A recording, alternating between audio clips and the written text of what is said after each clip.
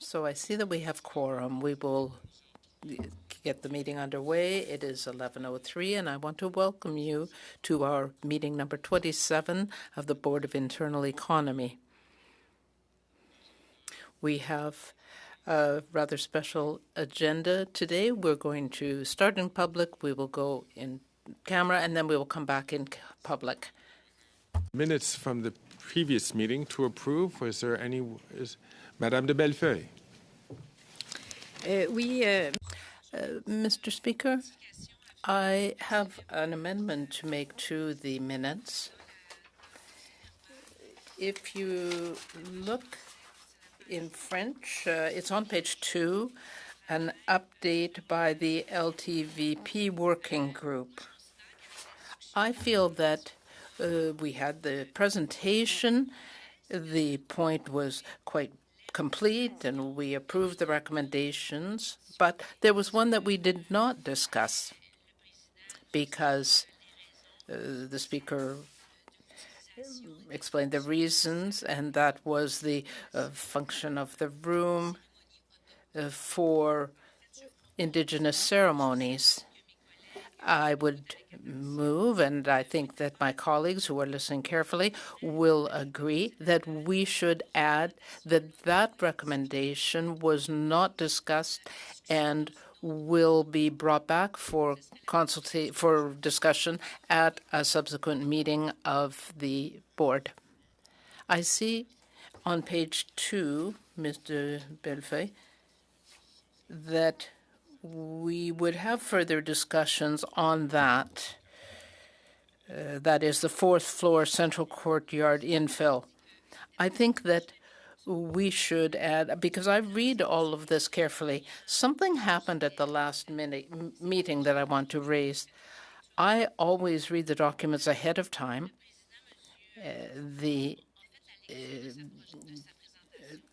Mr. D'Entremont read his presentation, and we had the slides, but the interpretation did not allow me to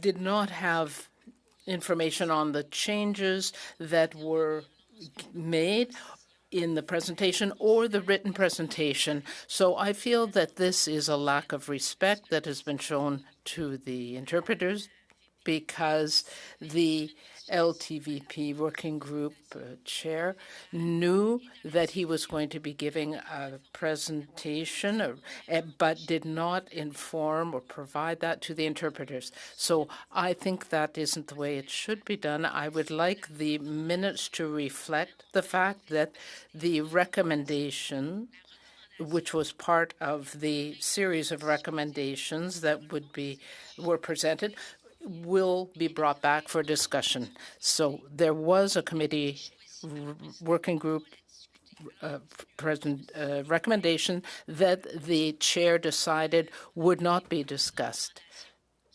So that one recommendation was not discussed because it was withdrawn. It was talked about. It was shown on the slides, but it was not actually decided on. So I think that the clerk will be able to find a good way to word that. If I could just ask for a clarification. We have the sentence that the speaker just added, so it would be an addition there. You could perhaps add that the LTVP working group recommendation on the intended use of the space was not discussed and will be brought back to a subsequent meeting of the BOI. Thank you. Are there any other comments on what Ms. de Bellefeuille has said? No. If not, we will make that amendment. Could you maybe just repeat how this would read now? Just because I only have the English in front of me. I think it would be something to, if I may, Mr. Speaker, it'd be something to the effect the working group's recommendation on the topic of the designated intended use of the space in the 4th floor central courtyard was not presented for consideration, but will be at a future meeting. Madame de Bellefeuille, est-ce que cela vous va? Très bien. Is that all right, Madame de Bellefeuille? Yes? All right, very well. Ms. de Bellefeuille. Yes, I have something else to add. I have a comment about the last meeting of the board.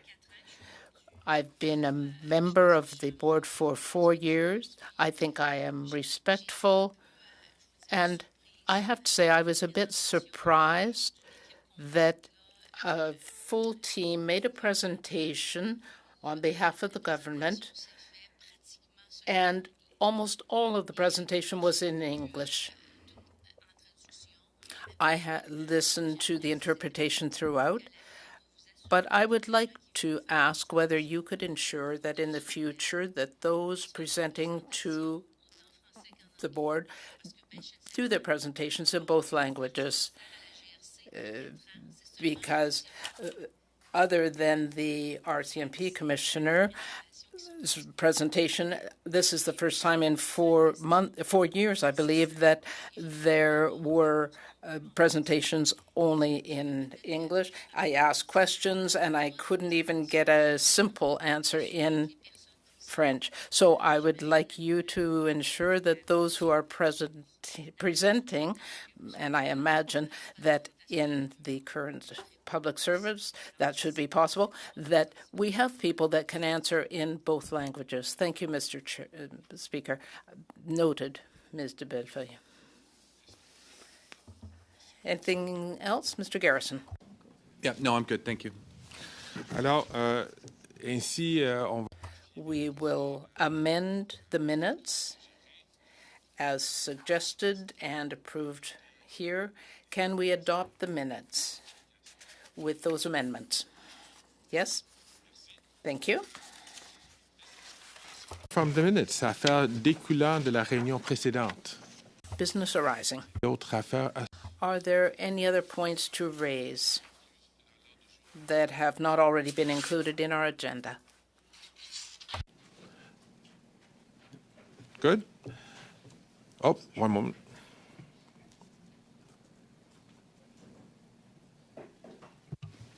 Mr. Scheer. We wanted to bring up an issue around translation, and we know we've had several meetings over the course of the last couple of years, but we're finding it difficult to find meeting spaces that can accommodate simultaneous translation. And as we've carried out our parliamentary duties to examine legislation and have shadow cabinet meetings and things like that, it's incredibly important that we, and I believe all parties, would have access to spaces that can accommodate simultaneous translation as well as the translators themselves. So there's a particular room on the fourth floor. Is it 418? 435.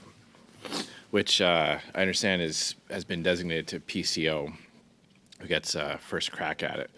But we're told that it's never used on Tuesdays, I think from 10 till noon.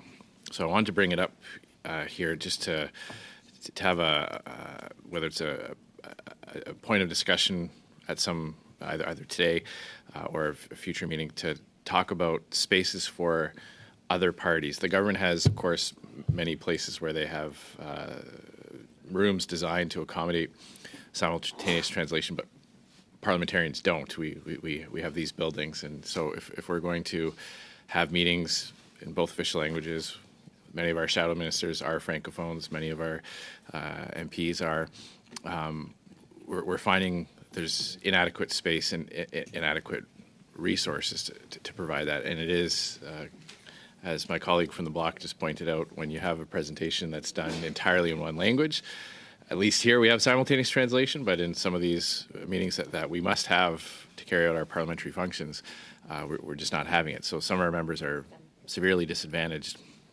when that happens. So I wanted to bring that up, and hopefully, I know there's some challenges with human resources, and there's obviously always a challenge with space, but I do think it's important that we either find a way to allocate more resources or find that space available. So I thank you, Mr. Scheer, for bringing this issue up. Of course, having access to services in both languages is of primary importance for the functioning of this place. Mr. Chair, I'm just trying to get a little bit more precision. Is it specific to finding room in this building, or is it in the parliamentary precinct overall? For our purposes, the other parties may have other needs, but for our purposes, that particular room, 435 in West Block, would be adequate. It's got the booths. There was a problem this week, but I understand there was a technical problem that was temporary in nature, and it's either fixed or it's going to be fixed. But that would certainly solve our problems most of the time. But that is only one room that we know of that is free for that particular time.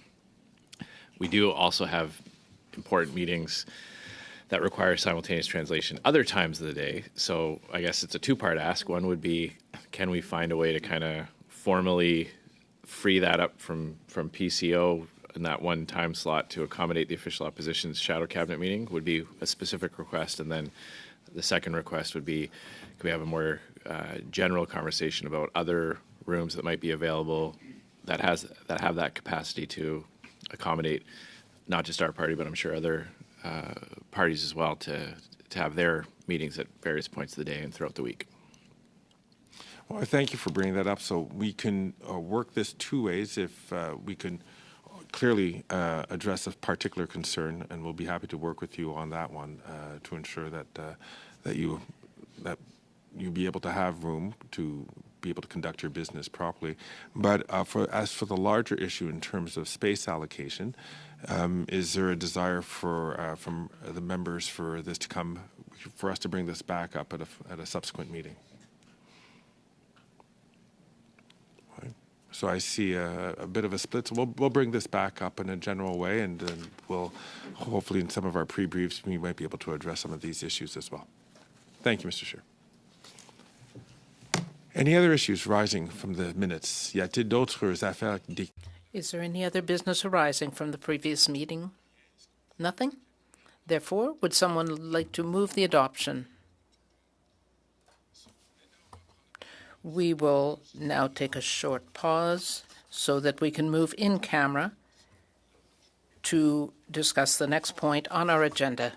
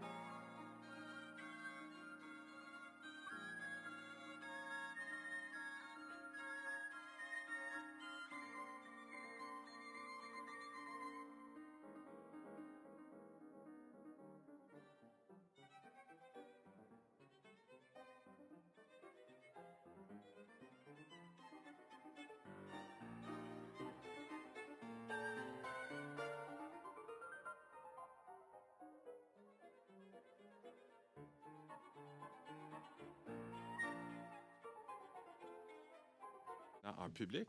We are now in public. Before beginning the discussion on item number 4 of our agenda, I want to mention that I sent a letter that we received, and as well from the Ethics Commissioner. I will recuse myself from the discussion here at the board on this point. And during my absence, I understand that Mr. Scheer will replace me in the chair to chair the rest of the meeting. On this item, I would like to note that I've sent a letter to you, the members of the Board of, as well as to the Office of the Conflict of Interest and Ethics Commissioner, stating that I'm recusing myself and I will accordingly not participate in the proceedings of the Board on this matter. And during my absence, during the consideration of this time, it is my understanding that Mr. Scheer will be presiding for the rest of this meeting. So I thank members for that. And Mr. Scheer, I invite you to take the chair.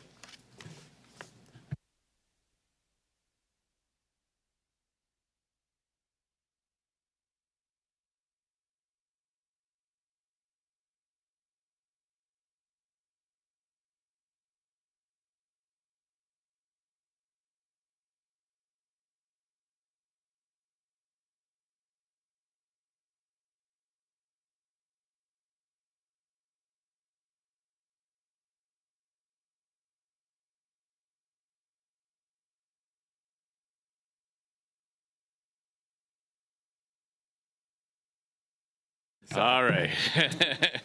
Finally. All right. Well, I think we do we want to hear from? We'll start with Michelle. Okay. Start with Michelle.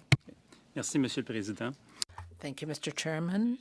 We are here before the board to obtain a directive regarding the use by the Speaker of House of Commons resources to produce and distribute a video. The video was aired at the convention of a political party and paid tribute to a former interim leader of the party. In December, the clerk, as the secretary of the Board of Internal Economy, received correspondence stating that such use of House resources was contrary to the members' bylaw. The Speaker confirmed that resources of the House were used for the creation and distribution of the video. The 150th report of the board was adopted by the House and gave authorization to ask the Speaker to reimburse the use of these resources. The exclusive authority to determine whether any use of parliamentary resources is proper.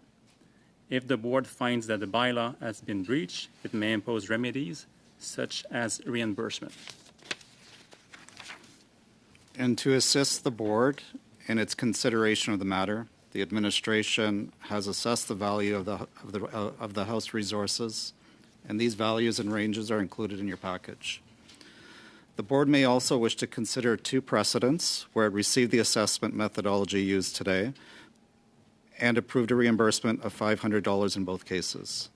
This amount was deemed an appropriate remedy for the use of parliamentary office space that was not compliant with the member's bylaw. In both cases, no parliamentary resources were used other than office spaces. Ceci conclut notre présentation. This concludes our presentation, and we are available to answer any questions. I think I saw Mr. McKinnon's hand go up first. I see Mr. Julian's next. Thank you, Mr. Chair, and I thank you for taking on this role. We believe that there's precedent, as Mr. St. George just said, and that a penalty of $500, which is consistent with past practice, be applied in this case. Okay. I'll go to Mr. Julian. Well, thank you, Mr. Chair. Back in the chair, it brings back memories a few years ago. We went through this process at Procedure and House Affairs Committee, as you know, Mr. Chair, and have worked through a number of remedies or consequences, most of which have already been put into place. In this case, this is, I think, the last step, which is evaluating the payment back to the House of Commons. I would suggest it's a bit different in the case of the Speaker than it might be in other cases, or the use of the Speaker's office. So I would suggest a remedy looking at the grid that was provided to us of $1,000. That would be, I think, setting a clear message and precedent, and I think it would be appropriate.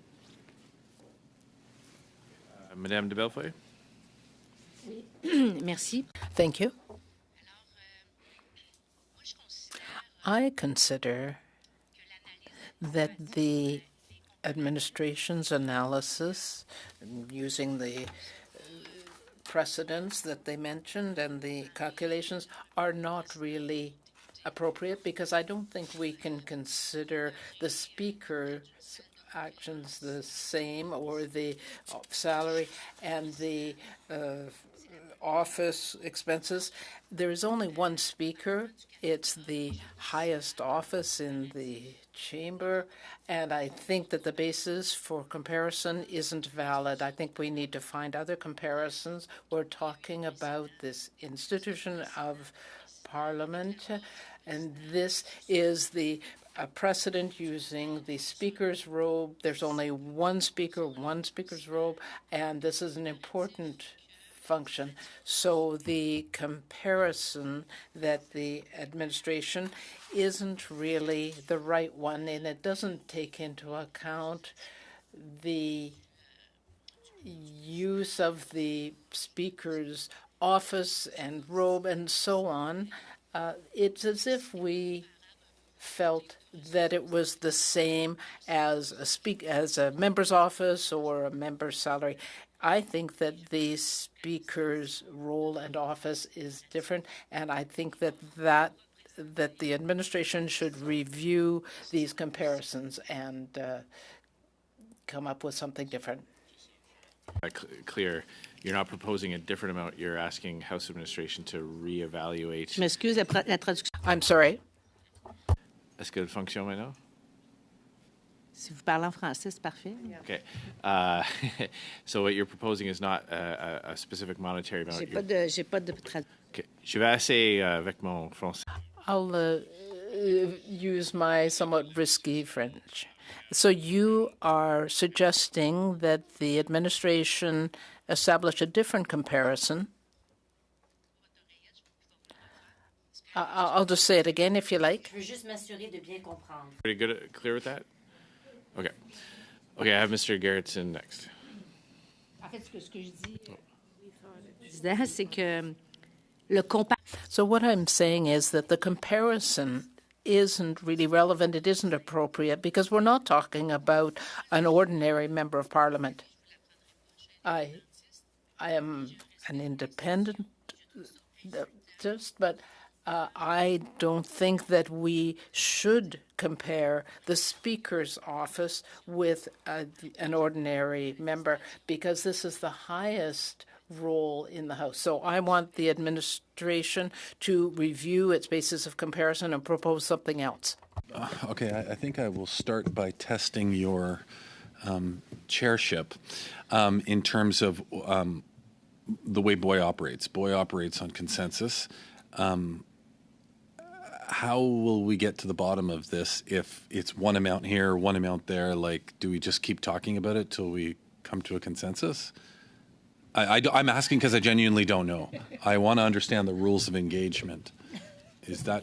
Well, you are right that the convention is that this body operates on consensus. Right. At various times that has been tested, and it's always been difficult and challenging for whoever the chair happens to be at the time to try to navigate through that, because sometimes if there isn't consensus, one member of the board could effectively be getting a decision in their favor because they withhold consent or agreement on where the rest of the board is going. So I think it's early to try to conjecture how we might resolve that. Fair. Hopefully we won't get there. This is the first time that this Okay. item's been dealt with, but hopefully there can be conversations and discussions where we can find that common ground. Okay, that's fair. And just to address the points that were raised by Madame de Bellefeuille, my understanding is that what we're trying to evaluate here is the cost of the resources that were utilized in order to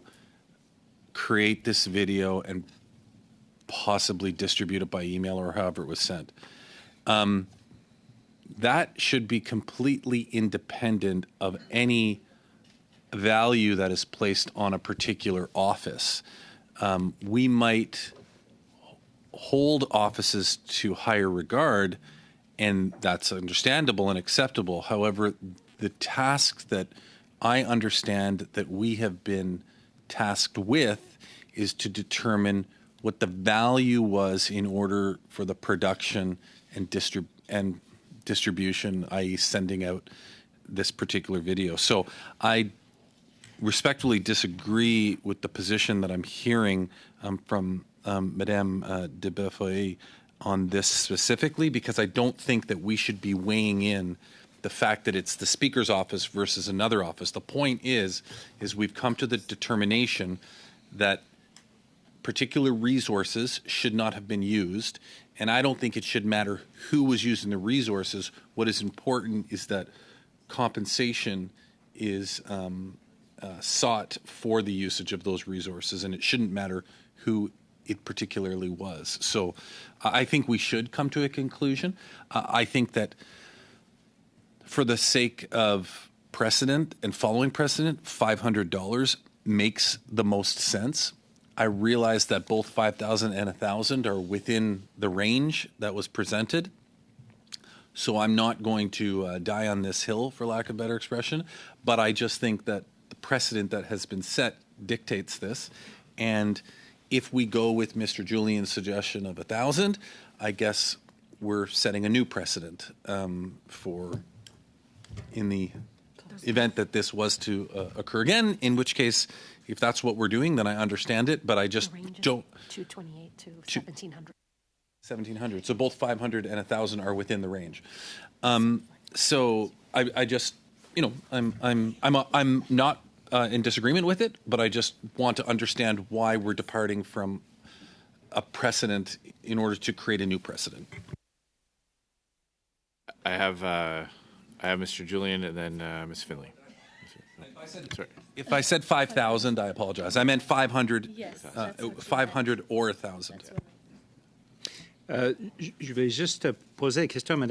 I just want to ask a question of Mr. Saint-Georges. In the preceding questions, were they ordinary members or were they officers of a party? Were they a minister leader? Mr. Bédard can answer that. Well, the precedents that were mentioned regarding the $500 reimbursement, there was the riding office of a minister in 2019. I won't mention who it was. And the other one was a member. It was a decision on a resolution on paper. So I can't say any more about who it was, but it was the office, the constituency office, but in both cases it was the parliamentary offices. In my opinion, I agree with Ms. de Bellefeuille that this is a precedent and one approach to send a clear message, in my opinion. We were talking about the Prime Minister in one case. We could go we could go above $1,000 in the case of the speaker, and yes, it would create a new precedent. I agree with Mr. Gerritsen on that, but I think it is logical. I think it is relevant because we don't want this ever to happen again. Regarding Madame de Bellefeuille's question about coming back to this, I think we have already had a number of days at the House. We've had a number of remedies that were proposed. All that remains is to make a decision. We have so many issues to deal with at the board. I don't think it would be appropriate to come back to this, review it again and again. So this is why I would like to see the highest amount that we've ever had in this kind of case. Thank you. My understanding is that in previous cases there were offers made. So in effect, an offer was made and then accepted at the $500 level. And then you could look at that in the form of a settlement offer. But in this situation, no offer has been made. I think $500 is too low. I think $1,000 makes more sense. I don't think we should continue to bring this back and back before the board. We know what happened. We know where we settled out on it and our opinions on it. And I think it should send something of a message. But I don't see the highest range being necessarily necessary to get the point across. So from our point of view, $1,000 is appropriate. And I'd like to see us bring this to a conclusion. I don't think we need to study it anymore, frankly. Okay. I have Madame de Bellefeuille, and then I saw Mr. McKinnon's hand up again, so we'll see if we have consensus maybe after this round. First of all, I think that our work, as I would remind our colleague, is that yes, we have had this on the agenda, but this is the first time that we're actually discussing.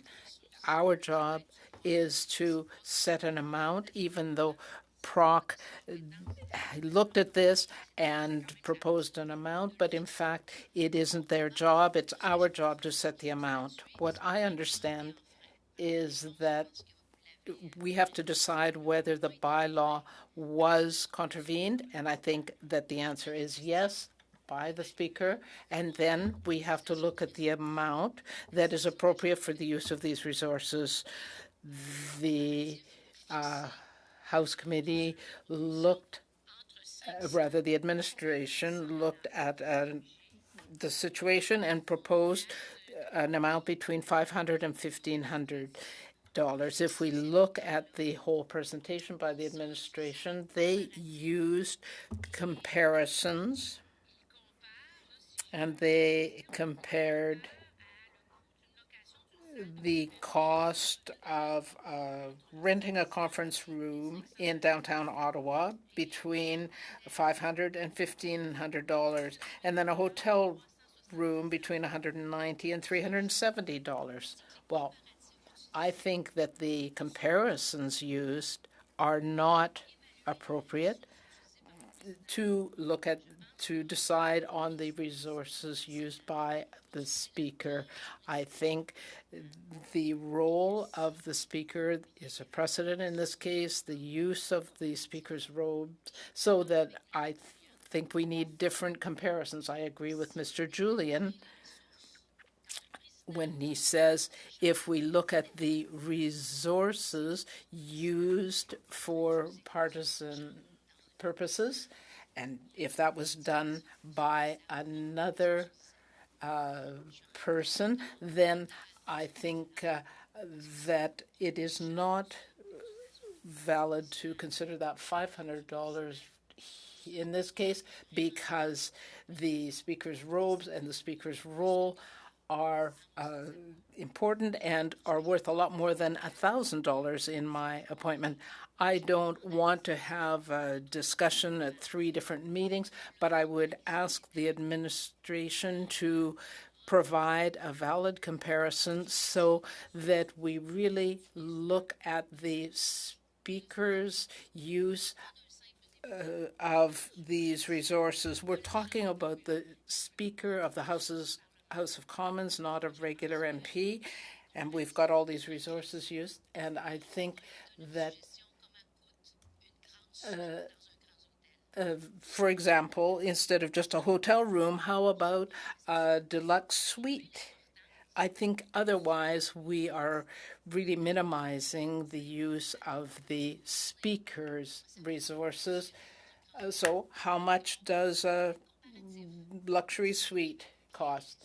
If we really do a proper evaluation of these resources to use the House resources when you're the Speaker, then another Speaker will have to think about it long and hard before doing so. I certainly don't want to drag out this debate. I can assure my colleagues of that, but I feel that these comparisons are not adequate for determining the value of the Speaker's use of these resources and his robes. Thank you. Mr. Chairman, I have listened carefully to my colleagues from the other parties, and with all due respect to Ms. de Bellefeuille, I think the analysis was properly done. I have spoken to those who did it, and if we send them back to do a new comparison, I think that the analysis will end up costing a lot more than the reimbursement that we will set for the person concerned. So I would offer a suggestion that I hope will lead to a conclusion. I know that Mr. Julien has suggested an amount higher than we suggested, and Ms. Findlay as well. We have an idea of the scope, and so in order to bring consensus, I would be prepared to accept that amount or any other amount within the range of the amounts that were proposed by the administration as being the precedence. I agree with Ms. de Bellefeuille that the Speaker's role is special, but that said, the previous cases were not studied by PROC. They didn't lead to apologies in other institutions of Parliament. Therefore, I think the penalty has already been much higher in this case. But in order for us to bring this to a close, I would like us to decide on an amount, and I am willing to go along with a higher amount. Juste pour dire, Monsieur le Président, comme tu sais, I would just say, Mr. Chairman, we work by consensus. I think that there is consensus, except for one member perhaps, on the $1,000 amount, which is higher. I know that Mr. Saint-Georges works very hard. He gave specific amounts. I think these are exact figures, and I want to thank him for his hard work. So if we continue to ask the administration to come back with new numbers, I don't agree with that approach. And if we don't want Mr. Saint-Georges to continue to work on this when he has so much else to do, and if we don't have consensus for $1,000, we're going to end our meeting with no result. So I think that almost everyone around the table has said that $1,000 is more or less acceptable. Some people think it's a bit too much or not enough, but I think it is better to send a message through consensus here at the board indicating that this is a higher amount than would usually be assessed. It sends a clear message, and I think this is the best way to deal with this in the few minutes that remain to us, rather than to send this down the line to who knows when. Vous savez que je suis. As you know, I am someone with principles. I am not here to play politics, but I want to play our role of evaluating our resources. I disagree with the idea of assessing $1,000. The government has shown openness, and if the other parties feel strongly that we don't want to change the basis for comparison, I would suggest the highest amount that was possible here, which was $1,500. Do this. We've got two. Moi, je pense que c'est raisonnable. I think that's reasonable. Spontaneous consensus. I agree. D'accord. Everyone okay? Yeah. All right. Consider that matter concluded then. Do we need to? If there's anything else to talk about. Is there any other business, or should we just adjourn right now? So don't. There's a vote right now, but I mean for this bike, because technically you'd have to call the speaker in to adjourn the meeting unless we all just want to adjourn right now. If there's agreement, you can do it. On the agenda, so you can. Your reign was short-lived.